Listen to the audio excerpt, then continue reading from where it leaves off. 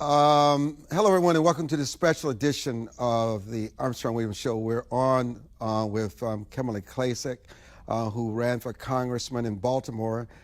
And the latest is between she and Candace Owens in this public feud. And she has not said anything as a result of the salacious allegations. And this is her first public statement. Kim, welcome to the show. And obviously, you're in shell shock from the allegations and the things that are happening to you in your career. Talk to us briefly about what you have to say about all that has gone on. Yes, thank you, Armstrong, first of all, for having me today. I am in shock. My family's in shock. We have private citizens and businesses that have been put under fire. They are also in shock. But we have not actually spoken out until now because we wanted to make sure that we all obtain legal counsel so that we can move forward the correct way, in the intelligent way. But, you know, this all started out from a tweet. I think there was some misleading information out there. Some people thought it was from a tweet of Candace's dislike for Juneteenth. That is a lie. That is wrong. This tweet that was sent out, she said that something about Black people being brainwashed and by Democrats, and they have to wake up in their communities. I quote tweeted that tweet. And I said, you know what? Black people are not brainwashed. A lot of Black people in underserved communities know that it is classism, not racism. I said sometimes the loudest voices with the loudest platforms have the biggest mouths. And I said, you know, this might come as a shock to you because of your lack of engagement in the Black community. That, Armstrong, was the tweet. That is what started all of this. And that's why we're here, I guess, at this point today. What about the allegations? I don't want to get into this. I mean, that you're some kind of an operative for Republicans and their money and you support Democrats. And obviously what you did in your campaign when you ran for office, you wanted to really understand the communities and you hired an expert who just happens to be a Democratic operative to sort of help you with the messaging.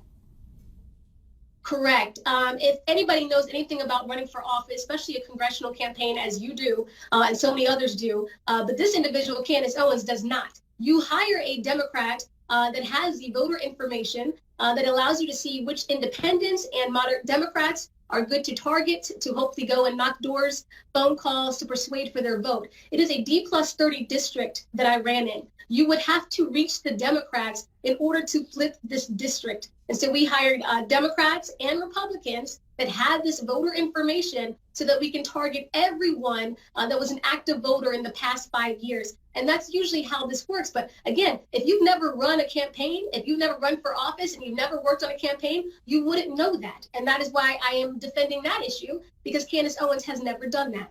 You know, I know people who know you very well, and they vouch for the fact that you've never been involved with drugs, taking drugs, but yet there's allegations of cocaine use between you and your ex-husband. Yes. So my husband and I are estranged. We actually separated in October before the November elections. This is not something that I talk about because obviously this is a private matter. My husband is a private citizen. He does not like the spotlight whatsoever. He's a certified public accountant. And so she made the allegations that we were laundering money and doing drugs and recruiting, I guess, women to a adult club, which is basically saying that we are accused of human trafficking. She made all of these allegations about a certified public accountant and a former congressional candidate. She said in this video that she could not verify any of this information. She said that we were partying in a club during the campaign with campaign funds. Armstrong, if she was the detective that she pretends to be, she would know that all of the clubs in Baltimore City were shut down due to the pandemic in Baltimore. So there was no possible way anybody was partying in a club or able to launder money into a club that was completely closed. You know, I know there are the allegations about your being a former stripper. And, you know, people don't understand. All of us have passed. None of us are perfect. We do things in our lives that we're not proud of. But, you know, we're forgiven and we become better people. You're not the person who you were years ago. You're the person who you are today. That is true. And you know what? I feel bad for all those young women that are now, you know, out there that probably thought, you know, why would she attack other women for doing what they can, maybe to make ends meet. You know, who is she to tell anybody what job they could or could not do when it is legal? You know, it is legal to be an exotic dancer. That's not an illegal job. But I feel bad for all those women that currently have that occupation that probably feel attacked right now.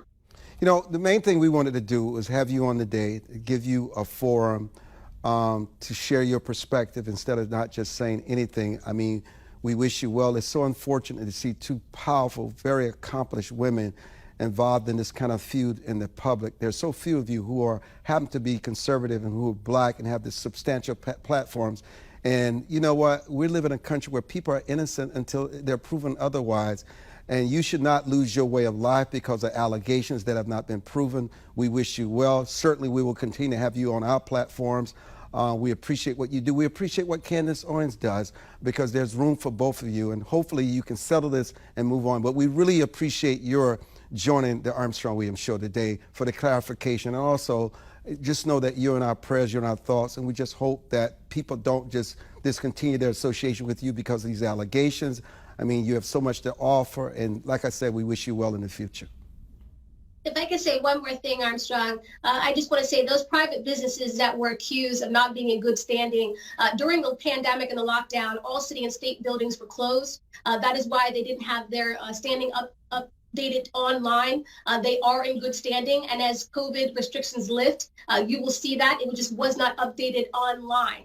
And so that's the information that she was going off of. And I just hope that all those supporters of mine out there and donors and everybody that supported our run and now our PAC understand that I am still the same person they have always known to be. It is saddened that we come to this point that fake news can be produced as real news. But, you know, I am not that person, and they can trust me as usual moving forward. Thank you so much, Kim Klacik, and we'll be talking to you again in the future. I'm Armstrong Williams.